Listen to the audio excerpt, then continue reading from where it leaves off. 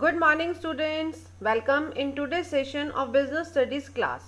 In this session we are going to discuss the most important topic of Unit 4, that is planning process. Planning process includes the 7 stages. First one is setting objectives. Second one is developing premises. Third one is selecting an alternative. Fourth one is evaluating alternative courses. Fifth one is identifying alternative courses of action. Sixth one is implementing the plan. And last one is follow-up action. Now we are going to discuss the very first objective, that is setting objective. First step is setting objectives. In setting objectives, we must keep some points in mind, that is objectives should be set for long term and short term. They should be specific and verifiable. They should be clear and easy to understand. They should include the action to be taken. They should clearly state the expected results. Well students, जब हम अपने planning process का first step जो set करने जा रहे हैं, that is setting objectives, तो हमें कुछ पॉइंट्स जो हैं वो माइंड में रखने हैं. वो पॉइंट्स क्या हैं कि ऑब्जेक्टिव सेट करना है लॉन्ग पीरियड के लिए, शॉर्ट पीरियड के लिए.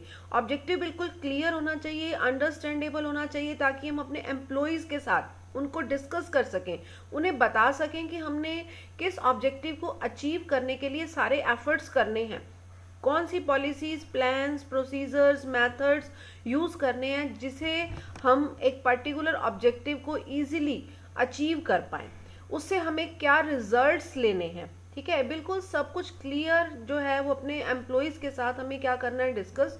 जब तक हम अपने ऑब्जेक्टिव को अपने एम्प्लॉयज़ के साथ डिस्कस नहीं करेंगे तो हमारे एम्प्लॉयज़ भी जो है एफिशिएंसी के साथ काम नहीं कर पाएंगे, क्योंकि उन्हें पता ही नहीं होगा कि उन्होंने क्या ऑब्जेक्टिव अचीव करना है, किस मंजिल तक उन्होंने पहुंचना है.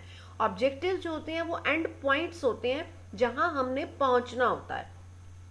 तो वेरी इंपॉर्टेंट पॉइंट जो रहता है सेटिंग ऑब्जेक्टिव. अगर हम अपना ऑब्जेक्टिव ही सेट नहीं करते हैं तो हम अपने मैनेजमेंट के रिमेनिंग 4 फंक्शंस को भी इम्प्लीमेंट नहीं कर पाएंगे. तो सबसे इम्पॉर्टेंट पॉइंट जो बिजनेस ऑर्गेनाइजेशंस के लिए है वो क्या है, सेटिंग ऑब्जेक्टिव्स. एग्जाम्पल से इसे और क्लियर करेंगे. A mobile phone company sets the objective to sell 2 lakh units next year which is double the current sell. एक मोबाइल फ़ोन कंपनी ने अपना ऑब्जेक्टिव सेट किया है कि करंट ईयर में वो 1 लाख मोबाइल फ़ोन सेल कर रही है और नेक्स्ट ईयर उसे अपने मोबाइल फ़ोन्स की सेल को डबल करना है, यानी कि 2 लाख मोबाइल फ़ोन्स जो हैं वो सेल करने हैं. अब कितना क्लियर सा ऑब्जेक्टिव है कि उन्होंने अपनी सेल को डबल करना है. ठीक है, तो ये बात उन्होंने अपने एम्प्लॉयज़ के साथ बहुत अच्छे से डिस्कस की. इसी के लिए वो प्लानिंग करेंगे कि किन एफर्ट्स के साथ वो अपने सेल टारगेट को डबल करते हुए अचीव कर पाएंगे.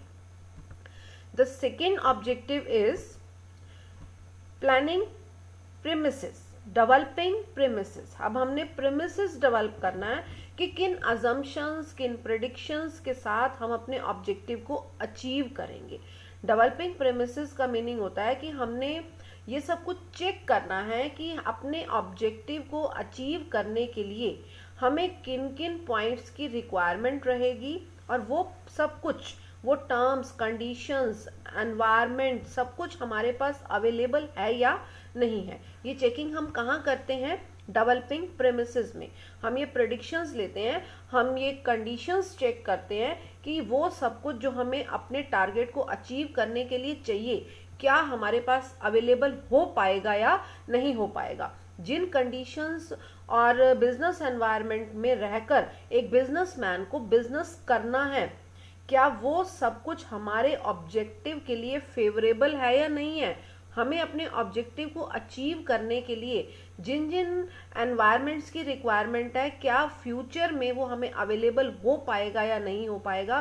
फ्यूचर मीन्स जिस टाइम पीरियड के लिए आपने वो प्लान बनाया है, 1 ईयर के लिए, 5 ईयर्स के लिए, 2 ईयर्स के लिए, 6 मंथ्स के लिए, क्योंकि प्लान हम शॉर्ट टर्म भी बनाते हैं और लॉन्ग टर्म भी बनाते हैं. हमने ये अजम्पशंस लेनी है कि जो जो चीज़ें हमें अपने प्लान को अचीव करने के लिए चाहिए वो सब कुछ मिल पाएगा या नहीं मिल पाएगा. वो अजम्पशंस हम कहाँ लेते हैं बेटा, डेवलपिंग प्रीमिसेस में लेते हैं। In developing premises, planning premises are the assumptions about future environmental conditions of the organization, कि फ्यूचर में हमारे एनवायरनमेंट में क्या कंडीशंस रहेंगी। एनवायरनमेंट में बोथ एस्पेक्ट्स को आप इंक्लूड करोगे, internal as well as external. These are the assumed conditions in which plan is to be executed। ऐसी assumed conditions होंगी कि जिन conditions में, जिन environment में रहकर हमें अपने plan को implement करना होगा, execute करना होगा। Premises about internal environment में include कैपिटल, लेबर, कितना पैसा चाहिए, लेबर कहाँ से अरेंज करेंगे, रॉ मटेरियल अवेलेबल हो पाएगा या नहीं हो पाएगा, किस टाइप की मशीनरी, किस टाइप की टेक्नोलॉजी चाहिए, वो हम कहाँ से अरेंज करेंगे, हमारे बिजनेस के प्लान्स और पॉलिसीज क्या होंगे, what are the strengths and weaknesses of the business. ये सब कुछ क्या है बेटा, हमारे इंटरनल फैक्टर्स हैं, इंटरनल अजम्पशंस हैं, जिनको हम अपने लेवल पर चेक करेंगे, अपने लेवल पर कंट्रोल कर सकते हैं, इंक्रीज और डिक्रीज कर सकते हैं। Premises about external environment. अब एक्सटर्नल एनवायरनमेंट से रिलेटेड भी हमारी कुछ अजम्पशंस होंगी। वो अजम्पशंस क्या होंगी, गवर्नमेंट पॉलिसीज की। अगर गवर्नमेंट की पॉलिसीज चेंज हो गई तब हम क्या करेंगे, ठीक है। टेस्ट ऑफ कस्टमर, कस्टमर का टेस्ट कभी भी चेंज हो सकता है, हमें उसकी नीड और डिमांड को देखते हुए ही सारी एक्टिविटीज करनी होती हैं। अगर हमारे कस्टमर के टेस्ट, नीड, वांट्स चेंज हो जाते हैं, ठीक है, तब हम अपने बिजनेस में क्या चेंजेस ला पाएंगे। Rate of interest, tax rates और कॉम्पिटिटर्स के मार्केट कंडीशंस, कॉम्पिटिटर्स किन प्राइजेस पर, किन टर्म्स एंड कंडीशंस पर अपने प्रोडक्ट्स को मार्केट में उतार रहे हैं, ये सब कुछ हमने प्री अजम्पशंस लेनी है। चेक करना है कि हम जो प्लान बनाने जा रहे हैं क्या वो प्लान फेवरेबल भी है या नहीं है। Come to the example, example से और अच्छे से क्लियर होगा। अब हमारी जो मोबाइल फोन कंपनी थी उसने अपने सेल टारगेट को डबल करने का ऑब्जेक्टिव फर्स्ट स्टेप में सेट कर लिया था। तो अब सेकंड स्टेप में जब वो अजम्पशंस ले रही है, चेक कर रही है कि क्या वो अपने ऑब्जेक्टिव को अचीव कर पाएगी, ठीक है, तब हम क्या देखते हैं, the mobile phone company has set the objective of 2 lakh unit sale on the basis of forecast done on the premises of favourable government policy toward digitalisation of transactions. आप सभी जानते हैं कि 2016, नवंबर 2016 से पहले जब डीमोनेटाइजेशन नहीं हुआ था, ठीक है, तो डिजिटल कैश का जो है वो बहुत ही कम ट्रेंड था। जो भी ट्रांजैक्शंस होती थी वो बैंक से होती थी या हार्ड मनी में होती थी, ठीक है, कैश में होती थी या फिर बैंक से प्रॉपर जाकर होती थी, लेकिन डिजिटल ट्रांजैक्शंस जो हैं वो नहीं होती थी, ठीक है। अब जब से हमारा डीमोनेटाइजेशन हुआ नवंबर 2016 से, तब से डिजिटल ट्रांजैक्शंस का जो ट्रेंड है वो बहुत ज़्यादा इंक्रीज हो गया, कैशलेस ट्रांजैक्शंस जो हैं वो इंक्रीज हो गई, ठीक है। अब हमारी मोबाइल फोन कंपनी ने देखा कि कैशलेस ट्रांजैक्शंस को इंक्रीज करने के लिए हमारी गवर्नमेंट बहुत सारी पॉलिसीज, नए नए ऐप्स, ठीक है, भीम ऐप आ गया, पेटीएम आ गया, यूपीआई आ गया, बहुत सारे ऐप्स जो हैं हमारे जो कंट्री में है इम्प्लीमेंट किए जा रहे हैं, न्यू लॉन्च किए जा रहे हैं। सिर्फ क्यों? क्योंकि हमारी गवर्नमेंट ये चाहती है, हमारी गवर्नमेंट की ये पॉलिसी है कि वो कैशलेस इंडिया एस्टेब्लिश करना चाहती है, कैशलेस इकॉनमी बनाना चाहती है, ठीक है। तो हमने ये देखा कि जब गवर्नमेंट इस बात पे बहुत ज़्यादा स्ट्रेस दे रही है तो लोग ज़्यादा से ज़्यादा क्या परचेज करेंगे, मोबाइल फ़ोन्स परचेज करेंगे। तो क्यों ना हम इस अपॉर्चुनिटी को एनकैश करें और ज़्यादा से ज़्यादा प्रोडक्शन करें, अपने टारगेट्स को इंक्रीज करें, ताकि हम ज़्यादा से ज़्यादा प्रॉफिट्स क्या कर सकें, अर्न कर सकें। तो गवर्नमेंट की पॉलिसी को माइंड में रखते हुए हमारी मोबाइल फ़ोन कंपनी ने एक जो है अपना टारगेट अचीव करने के लिए एक अजम्पशन लिया कि हम ऐसा टारगेट क्यों अचीव कर पाएंगे। क्यों? क्योंकि हमारी कंट्री में मोबाइल फ़ोन्स की डिमांड बढ़ेगी। मोबाइल फ़ोन्स की डिमांड क्यों बढ़ रही है? क्योंकि हमारी जो गवर्नमेंट है वो क्या करना चाहती है, एक कैशलेस इकॉनमी एस्टैब्लिश करना चाहती है, डिजिटल ट्रांजैक्शंस के ऊपर मोर प्रेशर देने जा रही है। ये अजम्पशन लेते हुए हम अपने ऑब्जेक्टिव को क्या करने जा रहे हैं, अचीव करने जा रहे हैं। Now come to the third step, that is identifying alternative courses of action. अब जितने भी ऑब्जेक्टिव के अंदर पॉइंट्स आ रहे हैं उन सबको अचीव करने के लिए, ठीक है, हमारे पास क्या क्या ऑप्शंस अवेलेबल रहेंगे, क्या क्या ऑल्टरनेटिव्स अवेलेबल रहेंगे। It is related to identifying different alternative courses of action. Searching alternatives is not a difficult task, but more difficult is to find out the most promising alternatives. अपने target को, अपने objective को achieve करने के लिए हमारे पास number of options available रहते हैं. उसके लिए हमें हायर लेवल थिंकिंग स्किल्स की ज़रूरत होती है. हम हायर लेवल थिंकिंग स्किल्स को यूज़ करते हुए बहुत सारे ऑप्शंस जो हैं वो सर्च कर लेते हैं. लेकिन ऑप्शंस सर्च करना जो है वो डिफ़िकल्ट टास्क नहीं है. उन ऑप्शंस में से एक बेस्ट ऑप्शन सेलेक्ट करना क्या है, डिफ़िकल्ट टास्क है. एग्जाम्पल लेते हैं कि हमारी मोबाइल फ़ोन कंपनी के पास कौन कौन से ऑल्टरनेटिव्स अवेलेबल हैं. The mobile company has many alternatives to increase the sale, like reducing prices, increasing advertisement and promotion, providing after sale services. तो हमारी मोबाइल फ़ोन कंपनी के जो मैनेजर्स हैं उन्होंने हायर लेवल थिंकिंग स्किल्स को use करते हुए 3 ऑल्टरनेटिव सर्च किए हैं. First one is reducing prices. Competitors के मुकाबले में प्राइजेस को क्या कर देंगे, कम कर देंगे. एडवर्टीजमेंट को इंक्रीज करेंगे, प्रमोशन को इंक्रीज करेंगे. ठीक है, आफ्टर सेल सर्विसेज प्रोवाइड करेंगे जिसके लिए वो कोई चार्जेस नहीं लेंगे या लेस चार्जेस के ऊपर वो आफ्टर सेल सर्विसेज प्रोवाइड करेंगे. ठीक है, अपनी आफ्टर सेल सर्विसेज का क्राइटेरिया इंक्रीज करेंगे, यानी कि ज़्यादा से ज़्यादा कस्टमर केयर सेंटर्स खोलेंगे ताकि लोगों को टाइमली जो है वो सर्विसेज प्रोवाइड हो सकें, किसी के काम में डिले ना हो. ठीक है, इस तरह के 3 ऑप्शंस जो हैं वो हमारे मैनेजर्स को शो हो रहे हैं. उन्होंने थिंकिंग स्किल्स यूज़ की कि हम इन 3 ऑप्शंस की हेल्प से मार्केट में जहां बहुत ज़्यादा टफ कंपटीशन है मोबाइल फ़ोन मार्केट के अंदर, ठीक है, वहां पर हम अपनी सेल को किस तरह से इंक्रीज कर सकते हैं. Next one is evaluating alternative courses. अब हमारी कंपनी क्या करेगी, ऑल्टरनेटिव जो हमने 3 ऑल्टरनेटिव सेलेक्ट किए हैं उन 3 ऑल्टरनेटिव्स को क्या करने जा रही है, चेक करने जा रही है. उनके प्रोज एंड कॉन्स को चेक करेगी, उनके पॉजिटिव और नेगेटिव इम्पैक्ट्स को चेक करेगी और उसमें से एक बेस्ट ऑल्टरनेटिव को क्या करेगी, वो सेलेक्ट करेगी. The evaluation should be based on many factors such as investment and risk involved, availability of resources, expected payback period, planning premises, objection of the organization.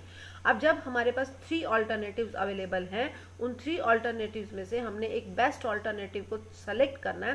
तो हमें किन किन पॉइंट्स को माइंड में रखना है कि किस ऑल्टरनेटिव पर कितना पैसा खर्च होगा, कितना इन्वेस्टमेंट लगेगा, उसके अंदर रिस्क कितना अवेलेबल रहेगा, हर अल्टरनेटिव को अचीव करने के लिए हमारे पास क्या अवेलेबल रिसोर्सेज हैं, एक्सपेक्टेड पे बैक पीरियड, किस इन्वेस्टमेंट पे हमें कितना रिटर्न मिलेगा, आरओआई कितना रहेगा, रिटर्न ऑन इन्वेस्टमेंट. ठीक है, next is planning premises. Her alternative को अवेलेबल कराने के लिए हम जो अजम्पशंस लेके चलते हैं, क्या वो अजम्पशंस हमारे पास हैं. जैसे हमने एक लिया कि हम रिड्यूसिंग प्राइसेस कर देंगे, रिड्यूसिंग प्राइसेस कर रहे हैं, तो रिड्यूसिंग प्राइसेस करते हैं तो क्या हमारे प्रॉफिट मार्जिन्स मेंटेन रह पाएंगे, ये भी हमने चेक करना है. ठीक है, objections of the organisation, employees, customers, जो भी हम हमारे सभी सराउंडिंग्स में है सॉरी जो भी सभी हमारे सराउंडिंग्स में अवेलेबल हैं, ठीक है, उन सबको हमारे इस टारगेट को अचीव करने के लिए जो भी हम अल्टरनेटिव सेलेक्ट कर रहे हैं उनको कोई ऑब्जेक्शन तो नहीं है, उनको किसी को इस ऑल्टरनेटिव को अचीव करने में कोई प्रॉब्लम तो नहीं आने वाली. ठीक है, तो हमारे पास 3 ऑल्टरनेटिव्स हैं. उन 3 ऑल्टरनेटिव्स को हम क्या करेंगे, यहाँ पर इवेल्युएट करेंगे. इवेल्युएट करने का मतलब कि हम उनके प्रोज एंड कॉन्स को क्या करेंगे, चेक करेंगे और एक बेस्ट जो है स्ट्रेटेजिक प्लान हम क्या कर लेंगे, सेलेक्ट कर लेंगे, यानी कि बेस्ट ऑल्टरनेटिव कोर्स को हम सेलेक्ट करेंगे. Mobile phone company will evaluate all the alternatives and check its pros and cons. हमारी मोबाइल फोन कंपनी के पास कितने ऑल्टरनेटिव्स थे, 3 ऑल्टरनेटिव्स थे. फर्स्ट ऑल्टरनेटिव क्या था, रिड्यूस द कॉस्ट. अब रिड्यूस कॉस्ट कर रही है, यानी कि मार्केट से प्राइसेस कम करने हैं तो कॉस्ट भी क्या करनी पड़ेगी, रिड्यूस करनी पड़ेगी. प्रॉफिट मार्जिन्स को चेक करो कि क्या प्रॉफिट मार्जिन्स कम हो जाएंगे तो हमारी फिक्स्ड कॉस्ट, हमारी वेरिएबल कॉस्ट सब कुछ बैलेंस रह पाएगी या नहीं रह पाएगी. ठीक है, उसके बाद एडवर्टीजमेंट और प्रमोशन सेकंड ऑप्शन था हमारे पास. अब एडवर्टीजमेंट और प्रमोशन के ऊपर हमें कितना एक्सपेंडिचर करना पड़ेगा और उस एक्सपेंडिचर को करने के बाद हम कितने प्रॉफिट्स अर्न कर पाएंगे, यानी कि एक पर्टिकुलर इन्वेस्टमेंट के बाद हमारा आरओआई, रिटर्न ऑन इन्वेस्टमेंट क्या रहेगा. और उस इन्वेस्टमेंट के ऊपर जो रिटर्न आ रहा है उसका पे बैक पीरियड क्या रहेगा, कि कितने टाइम हम एडवर्टीजमेंट करेंगे और उस एडवर्टीजमेंट का हमें कब रिजल्ट मिलना स्टार्ट होगा। ये सब कुछ हम कहाँ देख रहे हैं, प्रोज एंड कॉन्स में चेक कर रहे हैं। उसके बाद नेक्स्ट हमारा जो थर्ड था, after sale services.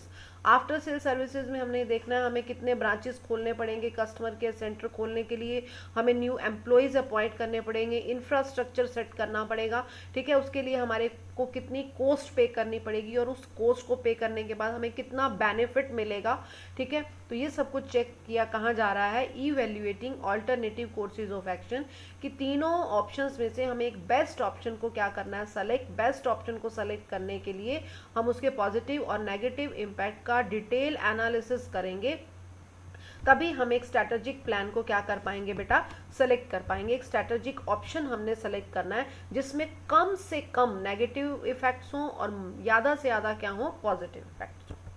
Now come to the next one, that is selecting the alternative. Best alternative अब आप क्या करने जा रहे हो, यहाँ पर एक सेलेक्ट करने जा रहे हो। तो जब आप बेस्ट अल्टरनेटिव सेलेक्ट करते हो तो आपने किन पॉइंट्स को माइंड में रखा है।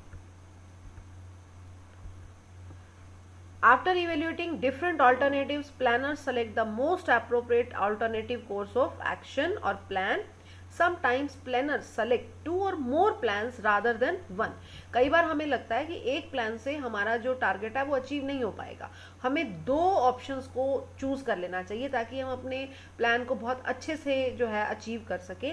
और कई बार हम ये भी सोचते हैं कि अगर एक प्लान लॉन्ग टर्म प्लान है, ठीक है, लॉन्ग टर्म ऑब्जेक्टिव है, उसके लिए जो ऑप्शन हमने सेलेक्ट किया है, अगर वो option in between the period हमारे को जो है वो उतना रिटर्न ऑन इन्वेस्टमेंट ना दे पा रहा हो, तो हम उस ऑप्शन को छोड़कर किसी दूसरे ऑप्शन को ऑप्ट कर सके। इसीलिए मोस्टली जो ऑर्गेनाइजेशंस हैं वो 1 या 2 अल्टरनेटिव्स को सेलेक्ट करती हैं ताकि रिस्क फैक्टर क्या रहे, मिनिमम रहे वहां पर, कि फर्स्ट अल्टरनेटिव काम नहीं कर रहा, चलो सेकेंड अल्टरनेटिव पर ज़्यादा प्रेशर दे दो, ठीक है। कई बार वो दोनों ही ऑल्टरनेटिव्स को जो है इक्वली चलाते हैं कि कुछ आरओआई जो है फर्स्ट ऑल्टरनेटिव से अर्न हो जाएगा और कुछ सेकंड से अचीव हो जाएगा। एग्जांपल से और क्लियर करेंगे इसे अब हम। Mobile phone company selects more TV advertisement and online marketing with greater after sale services.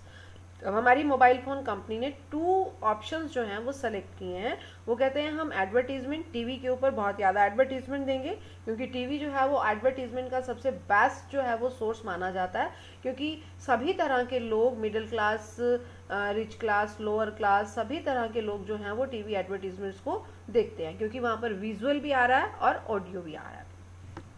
और ऑनलाइन मार्केटिंग के ऊपर भी उन्होंने बहुत ज़्यादा फोकस करने का प्लान बनाया है, और वो कहते हैं कि हम आफ्टर सेल सर्विसेज को भी काफ़ी ज़्यादा इम्प्रूव करेंगे अदर कॉम्पिटिटर्स के कंपैरिजन में।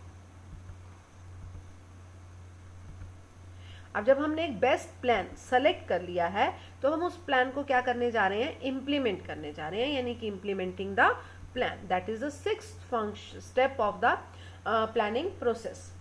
This is the step where other managerial functions come into the picture. This step is concerned with doing what is required. Main important बात है बेटा ये इसकी, कि यहाँ हम ये देखते हैं कि हमें अपने ऑब्जेक्टिव को अचीव करने के लिए जिन बेस्ट ऑल्टरनेटिव्स को हमने सेलेक्ट किया है, उस ऑल्टरनेटिव को अचीव करने के लिए हमें और किन किन फैक्टर्स की ज़रूरत पड़ेगी। If there is a plan to increase production, then more labor, more machinery will be required. अब हमने अपनी सेल को बढ़ाना है, मोबाइल फोन कंपनी ने अपनी सेल को बढ़ाना है, ठीक है। सेल को बढ़ाने के लिए क्या करना पड़ेगा, प्रोडक्शन भी तो ज़्यादा करना पड़ेगा। अब प्रोडक्शन ज़्यादा करना है तो लेबर भी ज़्यादा चाहिए, ज़्यादा मशीनें चाहिए, इंफ्रास्ट्रक्चर भी ज़्यादा चाहिए। This step involves allocating the resources, organising for labour and purchase of machinery.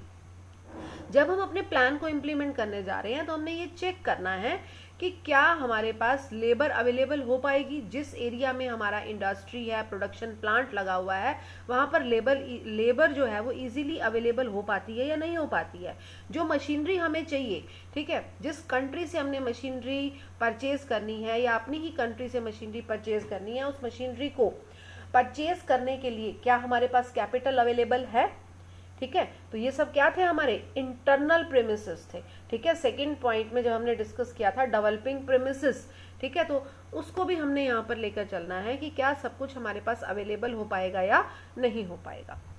हमारी मोबाइल फ़ोन कंपनी प्रोडक्शन तो इंक्रीज करेगी ही करेगी, और उसके साथ अपने ऑब्जेक्टिव को अचीव करने के लिए, इम्प्लीमेंट करने के लिए अपनी प्लान को, ठीक है, उसे क्या देखना है, mobile phone company hire salesman on a large scale, क्योंकि हमारा जो मेन ऑब्जेक्टिव था वो क्या था, हमने जो है सेल को इंक्रीज करना है। सेल को इंक्रीज करने के लिए हमारे पास क्या थे, बहुत सारे ऑल्टरनेटिव्स थे। उन काफ़ी सारे ऑल्टरनेटिव्स में से हमने 2 बेस्ट ऑल्टरनेटिव्स क्या कर लिए थे, सेलेक्ट कर लिए थे कि हम टीवी एडवर्टीजमेंट पे फोकस करेंगे और ऑनलाइन मार्केटिंग को इंक्रीज करेंगे with the help of better after sale services. तो उसके लिए हमें क्या चाहिए, बहुत सारे सेल्समैन चाहिए, यानी कि हमें बहुत सारे न्यू एम्प्लॉयज़ को क्या करना है, अपॉइंट करना है। अपने प्लान को हम इम्प्लीमेंट तभी कर पाएंगे जब हम क्या करेंगे, बहुत सारे सेल्समैन को अपॉइंट करेंगे। टीवी एडवर्टीजमेंट्स के साथ कांटेक्ट करना है, एडवर्टीजमेंट एजेंसी के साथ कांटेक्ट करना है, वो हमारे लिए बेस्ट एडवर्टीजमेंट बनाएंगी। And start online marketing activities and setup service workshops, ठीक है, बहुत सारे आफ्टर सेल सर्विसेज सेंटर्स जो हैं वो ओपन करने हैं, ठीक है, ऑनलाइन मार्केटिंग के लिए स्टाफ को ट्रेंड करना है कि किस तरह ऑनलाइन मार्केटिंग की जाएगी, ठीक है। तो ये सब कुछ हमें कहाँ देखना है, इम्प्लीमेंटिंग द प्लान, यानी कि अपने ऑल्टरनेटिव जो हमने सेलेक्ट किए हैं उन ऑल्टरनेटिव्स को रियल में पिक्चर में लाने के लिए हमें उनके लिए क्या क्या और हेल्पिंग हैंड चाहिएंगे, ठीक है। उन सब फैक्टर्स को हम कहाँ देखते हैं, इम्प्लीमेंटिंग द प्लान में देखते हैं। Now come to the last step, that is follow up action. Follow up action बहुत ही इंपॉर्टेंट फैक्टर है, क्योंकि अगर हमने बहुत अच्छा अल्टरनेटिव सेलेक्ट कर लिया, उस पर काम कर लिया, यानी कि उसे इम्प्लीमेंट करने के लिए भी सब प्रीमिसेस चेक कर लिए और हमने फॉलो अप एक्शन नहीं लिया, तो हमारा प्लान जो है वो जीरो हो जाएगा, हम अपने ऑब्जेक्टिव को अचीव नहीं कर पाएंगे, हम अपने प्लानिंग प्रोसेस में क्या हो जाएंगे, फेल हो जाएंगे। तो इसीलिए बहुत ज़रूरी है कि इसको एक स्टेबिलिटी दी जाए। Proper follow up, time to time follow up करना है, every month, every quarter, half yearly, at the end of the year, हर टाइम एक जो पर्सन होगा वो क्या करता रहेगा, फॉलो अप करता रहेगा। Monitoring the plan concentratedly and taking feedback at regular intervals is called follow up. हमने लगातार अपने प्लान को मॉनिटर करना है, चेक करना है टाइम टू टाइम कि जैसा हम सोच रहे हैं वैसा ही इम्प्लीमेंट हो रहा है या नहीं हो रहा है। Monitoring of plan is very important to ensure that the plans are being implemented according to the schedule. Regular checks and comparisons of the results with set standards are done to ensure that objectives are achieved.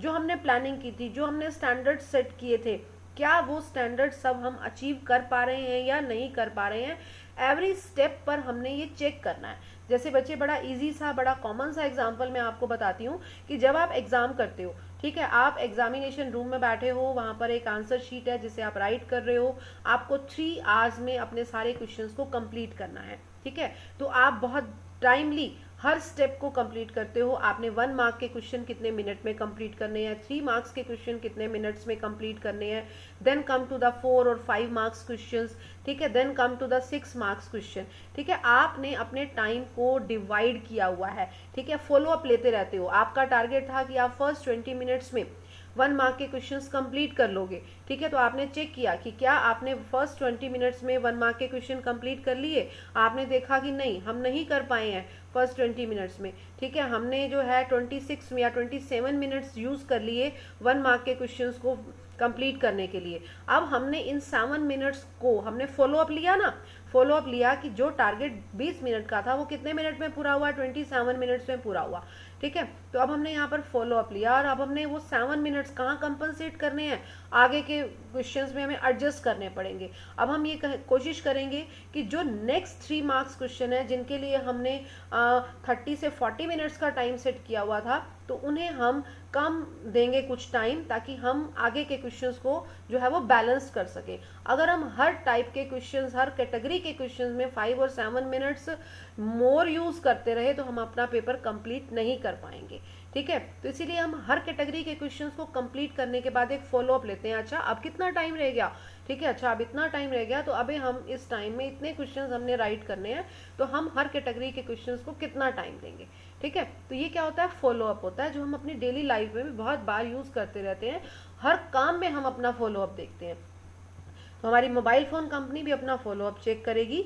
A proper feedback mechanism was developed by the mobile phone company throughout its branches so that the actual customer response, revenue collection, employ responses etcetera could be known time to time. वो अपने employees के साथ, अपने customers के साथ, ठीक है, proper contact में रहेंगे. ये चेक करेंगे कि उतने मोबाइल फ़ोन सर्विसेज से, आफ्टर सेल सर्विसेज से हमारे कस्टमर सेटिस्फाइड भी हो रहे हैं या नहीं हो रहे हैं, हमारे एम्प्लॉयज़ के क्या व्यूज़ हैं, ठीक है, हमारी कितनी रेवेन्यू इंक्रीज हुई है, यानी कि जो हमने एक साल के अंदर डबल टारगेट अचीव करना था, हम एवरी मंथ उसका फॉलोअप लेंगे कि फर्स्ट मंथ में हमें कितने मोबाइल फ़ोन सेल एक्स्ट्रा कर लिए हैं. 1 लाख तो हम कर ही रहे थे प्रीवियस ईयर में, तो 1 लाख तो हमारे इस साल होने ही होने हैं, ठीक है. एक्स्ट्रा जो हमने एफर्ट्स किए, एडवर्टीजमेंट इंक्रीज किया, प्रमोशन इंक्रीज किया, आफ्टर सेल सर्विसेज इंक्रीज की, उनका हमारे बिजनेस पर क्या इम्पेक्ट पड़ रहा है, हमारी मंथली रेवेन्यू कितनी इंक्रीज हो रही है,